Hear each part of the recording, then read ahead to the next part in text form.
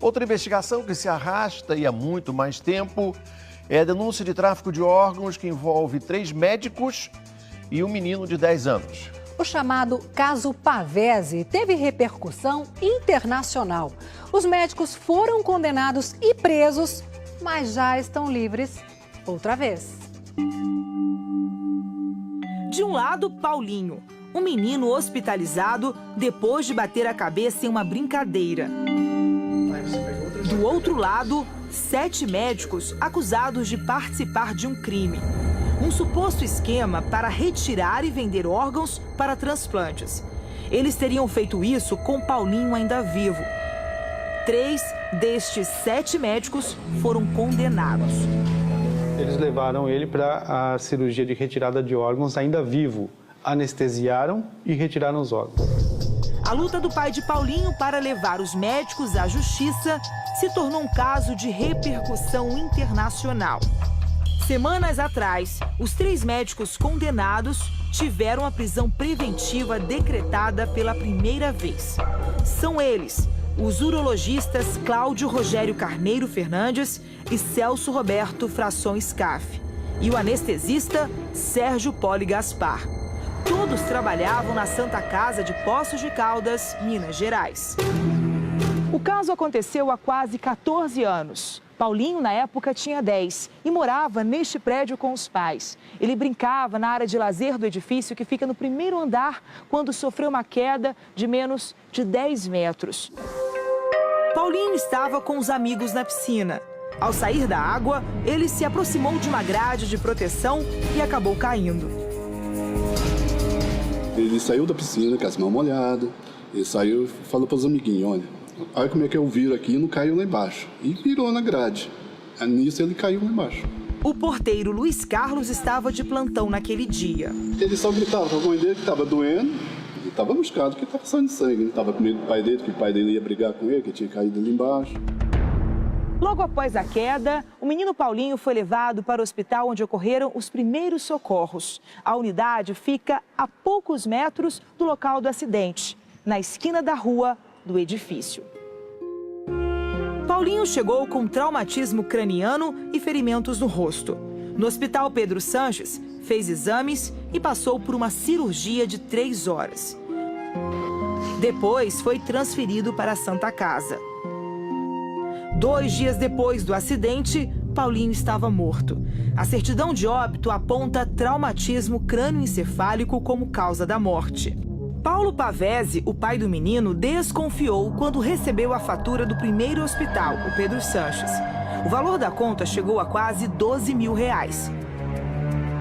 A partir daí, o pai começou a investigar e passou a acreditar que os órgãos de Paulinho tinham sido vendidos, como ele contou há alguns anos nessa entrevista. Eu desconfiei, foi feita uma investigação, foi feita uma auditoria pelo Ministério da Saúde. E nessa auditoria ficou claro que teve uma série de irregularidades. A investigação sobre a documentação médica da morte de Paulinho provou a existência de fraude nos documentos, falta de exames, datas alteradas. Existe a suspeita de alta dosagem de remédios. A declaração que permite a doação de órgãos foi assinada apenas pelo pai, e não pela mãe, pelo pai, como a lei exige. Ao longo do tempo, os promotores e a justiça passaram a concordar com a tese do pai de Paulinho. Segundo esse documento do Ministério Público, toda a equipe médica sabia que a criança estava viva no momento da retirada de seus órgãos. Os médicos continuaram exercendo a profissão e responderam ao processo em liberdade. O Domingo Espetacular conversou com o juiz do caso, Narciso Alvarenga. Ele também não tem dúvidas.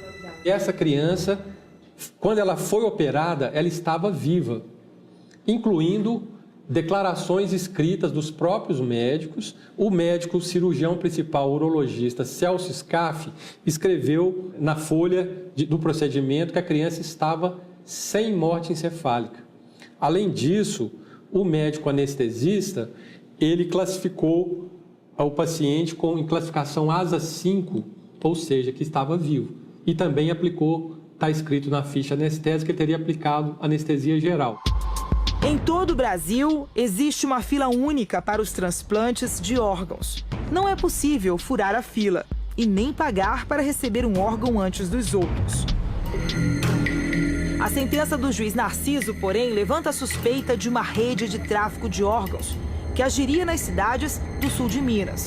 No texto, podemos ler que os órgãos foram distribuídos pela central clandestina MG Sul Transplantes, coordenada por um dos médicos processados. Os doutores Sérgio, Cláudio e Celso foram condenados por remoção ilegal de órgãos em paciente ainda vivo. As penas variam entre 14 e 18 anos. Eles ainda podem recorrer. Após a sentença, em fevereiro, Cláudio e Celso foram levados ao presídio de Poços de Caldas. Já Sérgio ficou foragido por mais de 30 dias. Por que ele não se apresentou à justiça logo que a sentença, logo que foi decretada a prisão? Olha, essa é uma questão que eu preferiria não tocar nesse assunto, porque envolve a própria família, envolve o próprio constituinte, mas ele se apresentou espontaneamente, dando mostras que está à disposição da justiça e que confia plenamente na sua inocência. Procedimentos inerentes ao transplante. Os advogados dos médicos negam qualquer ilegalidade no atendimento a Paulinho Pavese. Existem provas documentais, periciais, que atestam a legalidade dos procedimentos feitos. O Conselho Regional de Medicina de Minas Gerais está investigando a conduta dos médicos. A documentação está sendo processada pela Corregedoria do Conselho para a instauração da competente sindicância. Um mês depois da sentença, os médicos conseguiram a revogação da prisão. Eles vão recorrer da sentença em liberdade. Essas imagens foram cedidas por uma produtora independente de Poços de Caldas. Elas flagram o momento em que Cláudio, Celso e Sérgio deixam presídio. Parentes e amigos comemoram a liberdade dos réus. Cláudio se declarou inocente. Eu sou inocente, como todas as pessoas que fizeram isso são inocentes. Se tudo isso que foi feito em transplante aqui é ilegal, então no Brasil inteiro é ilegal. Entendeu? Todos esses procedimentos são procedimentos considerados como procedimentos formais. Pela internet, o pai de Paulinho desabafou. Sérgio Poli Gaspar está livre, os outros médicos também. Em outra postagem, ele conta que recebe ameaças com frequência. Eu recebo ameaças, dizendo que no final eles serão inocentados e vão me processar e acabar com minha vida. Paulo Pavese está recluso e vive com medo fora do Brasil. Ele recebeu o benefício do asilo humanitário na Europa, como mostra o repórter André Tal. Por ser um cidadão europeu, Paulo Pavese pode morar e trabalhar em qualquer país da comunidade europeia. Desde 2012, ele vive aqui em Londres com a segunda esposa e a filha do novo casamento. Mas ainda com receio das ameaças que recebeu, ele evita expor muito a vida pessoal. Nossa equipe entrou em contato com Paulo por telefone. Ele conversou com a gente, mas não quis informar o próprio endereço e preferiu não dar entrevista. Acontece que uma pessoa perseguida vai sempre ter medo, né? Ela nunca vai viver sem medo. A advogada brasileira Vitória Nabas atua em Londres há mais de uma década e explica como funciona o asilo humanitário na Europa. É uma pessoa, ou uma família inteira que seja, que não pode mais viver no seu país de origem, por algum motivo que seja. Conflito político, conflito sexual, pela opção, religioso. Por ter feito alguma denúncia. Depois do acidente...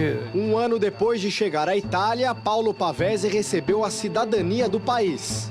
Ele também participou desse documentário italiano sobre tráfico de órgãos. Depois de 2 dias da entrada de emergência no hospital, várias tentativas de que ele viesse a óbito foram tentadas. No filme, Paulo afirma que sabe onde estão os órgãos do filho.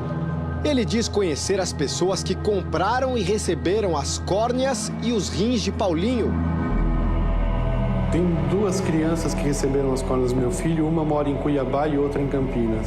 E os rins do meu filho, 2 pacientes receberam, um faleceu e o outro mora em Poços de Caldas. Além da morte de Paulinho, outros 8 casos estão sendo investigados na região de Poços de Caldas. A história de Paulinho pode ser apenas a ponta do iceberg, como explica o juiz Narciso Alvarenga. A equipe de transplantes tinha autorização do Ministério da Saúde para operar, mas essa organização, a MG Sul Transplantes, não tinha, então era ilegal. Além disso, ela manipulava uma lista própria, contrariando a lei de transplantes, que fala que tem que existir uma lista única.